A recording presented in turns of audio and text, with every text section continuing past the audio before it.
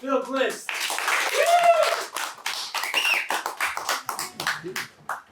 Cool. Well, a few weeks ago, I took my son to see Jojo Rabbit because, what 13-year-old kid doesn't love a Hitler comedy? Unfortunately, it was playing in one of those movie theaters where their belief is that every second you're in there is another opportunity to bombard you with advertising. And I was standing in the urinal and I hear this voice on the radio say, "At AMC theaters, you are what you watch."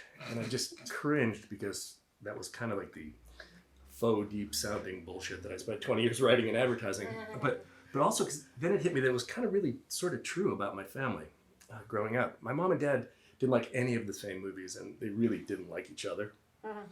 The only time I remember us all going to a movie as a family was for some reason we drove about an hour farther out into the suburbs, this was back in the 70s, to a drive-in movie. I was 6, my brother was 5, my sister was 3, and my other brother was just an infant. The feature film was a long, thankfully forgotten 70s vigilante movie called Billy Jack and the Born Losers. Oh yeah.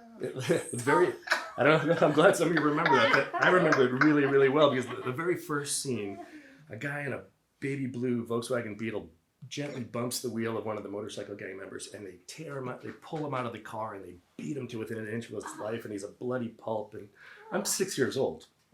The next scene, 2 hitchhiking women make the mistake of taking a ride from the Born Losers and they end up at a kind of a wild party and it's starting to look a little bit rapey and at that point my dad turns the ignition on, throws it in reverse and gets us the hell out of there. Like most things in my family, he took the blame for that and we never went to a movie as a family again. I would go to some movies with my dad and some movies with my mom and I noticed pretty quickly that I really enjoyed the ones I went to with my dad much more. He took me to comedies like Young Frankenstein and Blazing Saddles and early Woody Allen, like Everything You Wanted to Know About Sex but Were Afraid to Ask. And one day that I really remember well, we drove all the way in from the suburbs of Boston into Boston to this place called the Coolidge Corner Movie Theater. It was like a really old movie palace and there we saw oh wow, cool. A Marx Brothers double feature, A Day at the Races and A Night at the Opera. And I was 10 years old, but Groucho was my hero. So 40 years later, I was back in Boston visiting relatives with my own son. My dad was long gone, of course, but I noticed that the Coolidge Corner Movie Theater was still there. And not only that, they were playing one of my favorite movies, The Big Lebowski. So I had a free night with my son, and I wasn't 100% sure he was going to like it because pretty much everything he loved had superheroes and intergalactic battles, but he confessed that he was really excited because it was going to be his first rated R movie.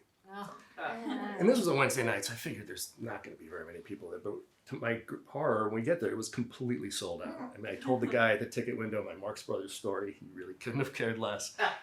So we just sat there, I was really bumming out. We sat there. It's almost time for the movie, and we started to slink away, and then some guy runs up and goes, "Hey, I got 2 tickets if anybody needs them." So I was like, "Yeah, we'll take them." He's giving me the tickets, and he looks at my son like, "You're taking him?" And I'm like, yeah, no time for him to explain. I just threw him a 20 and we ran in.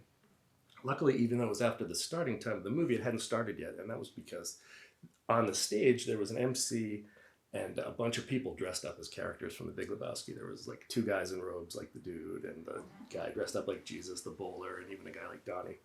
The movie theater was completely packed, and it was a huge, huge theater. So my son and I are walking down the center aisle. I'm thinking there's got to be a seat in the front row. And we get about 5 feet from the stage when a guy dressed up as John Goodman's character, Walter, the crazy Vietnam vet, kind of comes out to the front of the stage. And I think, oh, cool, he's going to do that scene where he says how he can't drive on Shabbat. And Sam will think that's funny. Or maybe he'll say, "Shut the fuck up, Donnie." That'll be great.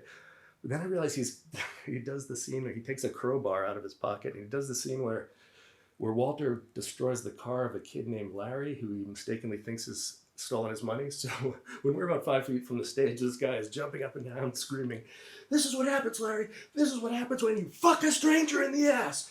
This is what happens when you fuck a stranger in the ass." And I was like, oh my God. It's just like my dad. I should have done my homework. I'm an idiot, and I can't turn the car on and throw it in reverse and get it out of here. While this is all going through my head, the announcer says, "Hey, that was great. And look, we have a child in the audience."